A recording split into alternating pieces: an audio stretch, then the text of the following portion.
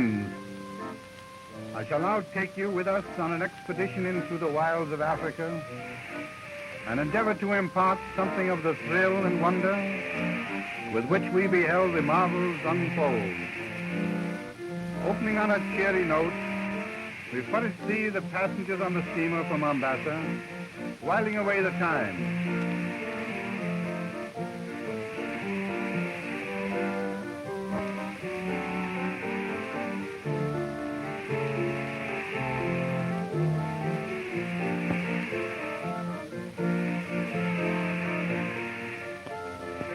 It was the last day aboard ship, and we saw with a sense of awe the red sun of Africa sinking to rest.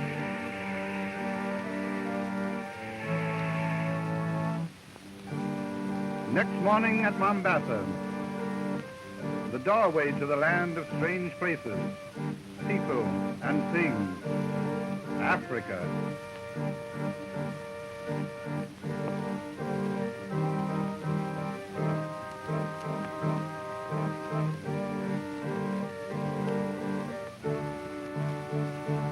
We strolled through the streets of the town, noting the primitive methods, the mode of transportation, the quaint mixture of natives and aliens, and then a Hindu conjurer performing commonplace tricks that assumed here a mysterious favor.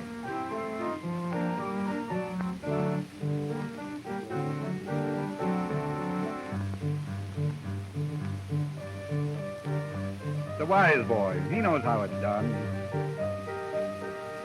An experiment with eggs. We found the beggar's tricks diverting. At least they helped to pass the time away.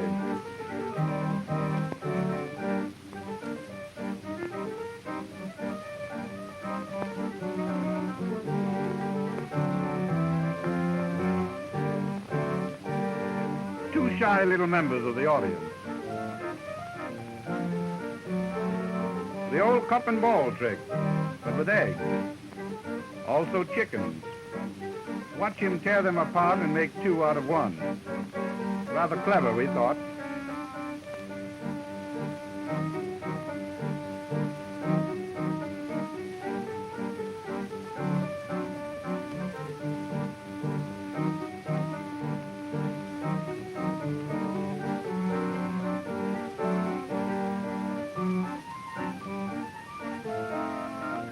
Wearying of the performance, we wandered again through the town, and the first day of heat and unfamiliar life came to an end. Off for Nairobi at last. On one side the river, on the other, our first view of wild game, the wildebeest. On and on, the busy train carrying us higher and higher to the uplands.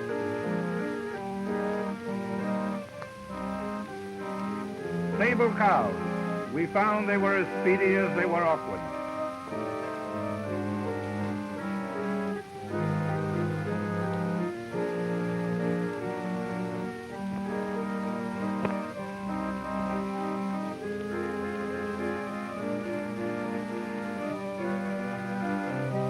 And so we came to Nairobi, where we outfitted our safari.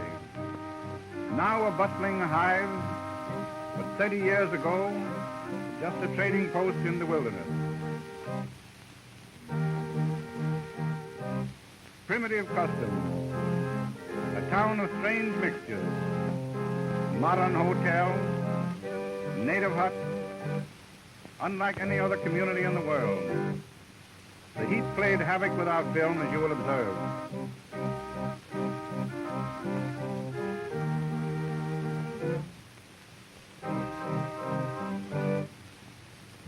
Our safari was underway at last. The goods unloaded, equipment complete, we started the long trek to the heart of adventure.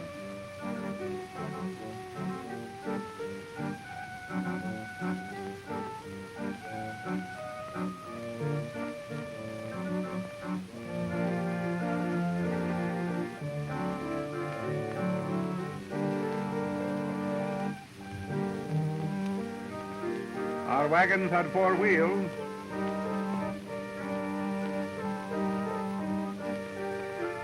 but no brakes.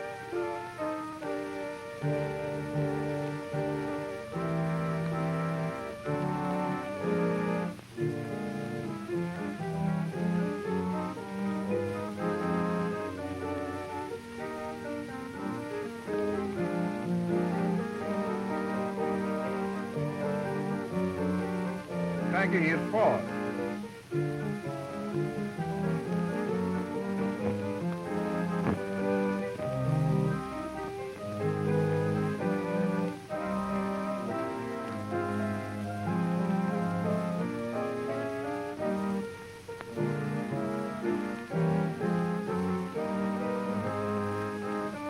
On we went, nevertheless, taking the bitter with the sweet.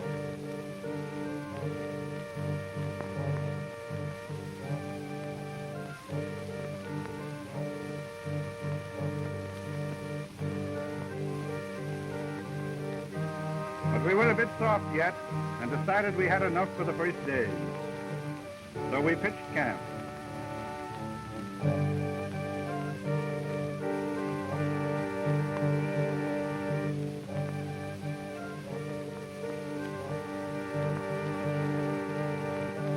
The boys enjoyed their chance to bathe, but should have been a bit more particular about their company.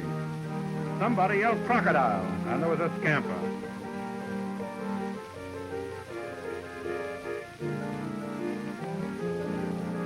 Two straggling walk carts suggested a savory addition to our provisions.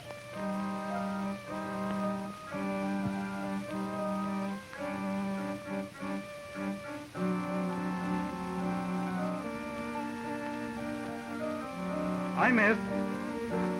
I was a poor provider. The natives attempted to show us up with their primitive weapons, with no better success, till they resorted to trapping.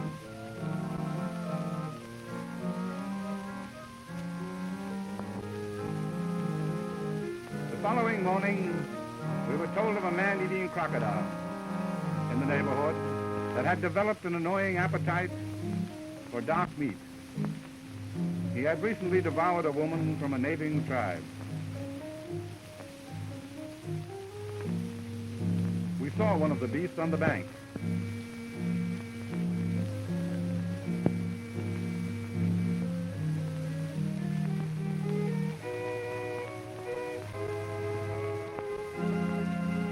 And shot it.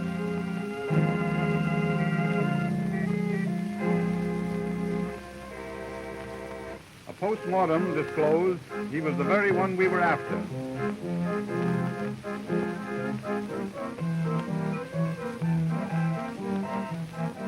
Much to the satisfaction of the natives, who all claimed the jewelry.